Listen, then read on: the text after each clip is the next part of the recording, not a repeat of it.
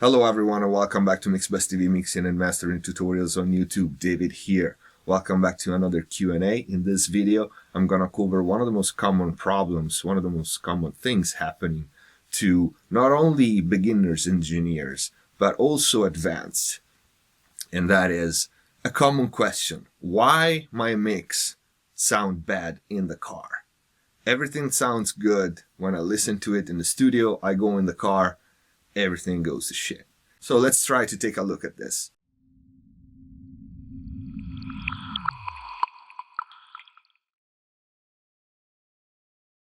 Before we start, bear with me if our videos are helping you in any way, you want to support the channel. We have a MixBus TV store where you can buy t-shirt, mugs, hoodies, and we have an Amazon code and Amazon shop. So if you shop on Amazon, use those and support MixBus TV at no additional cost. And if you didn't know, my new personal channel is open. It's called Find Your Strength. Link is in the info box down below. It's a personal vlog and motivational channel, and I hope to see you there. We're gonna talk about a lot of things other than music and mixing. Please subscribe in there. Subscribe to MixBus TV if you haven't already. Share our videos, help us growing. But let's get to the question of today. So there are many variables as to why, of course, your mix sounds different, usually worse, in the car than in your studio or on the phone or on your laptop.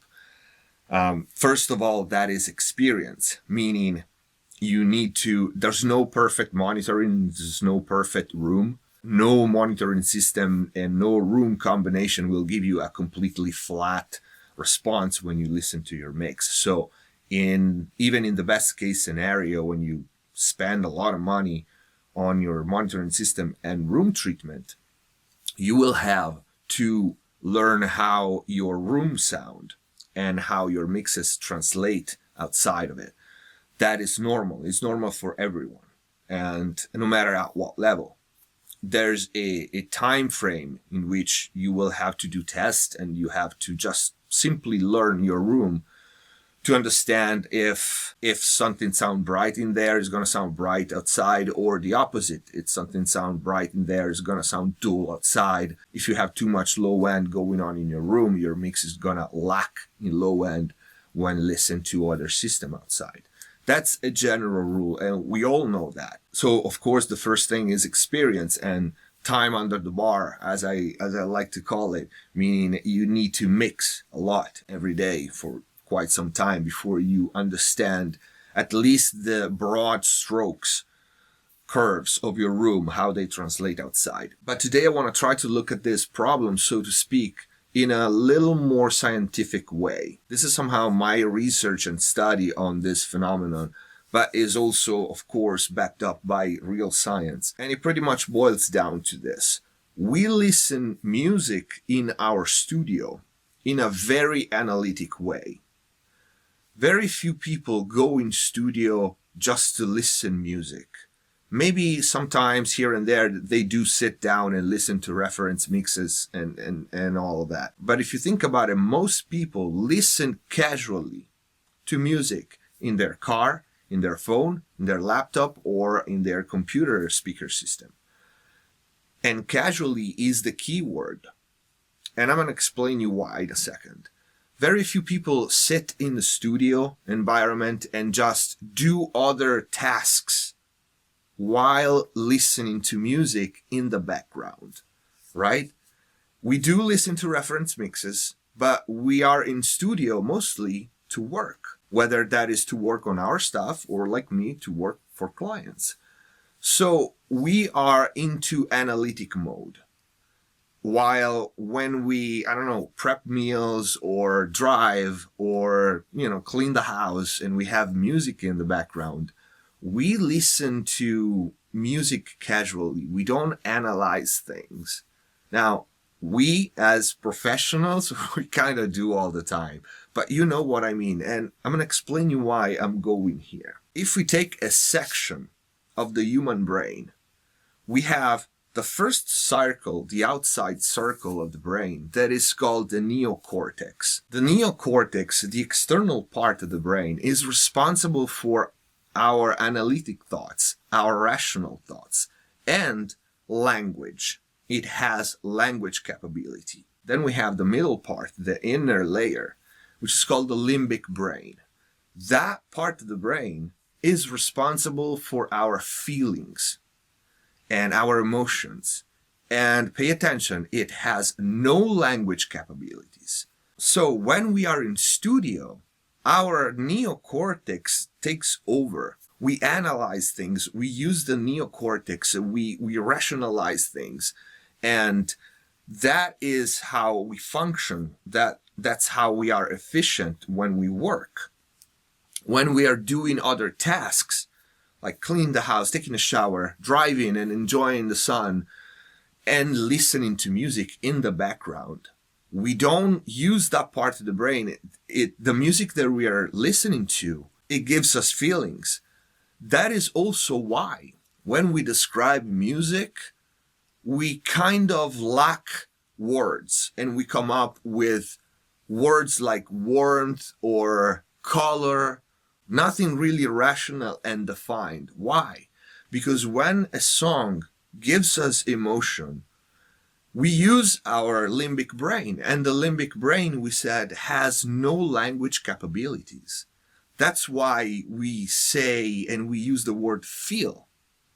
It feels good, it feels right, if this song feels wrong, because we are just using that part of the brain. We are not using the neocortex. So that part of the brain, the limbic brain, doesn't have the language, and we don't know how to express what we feel.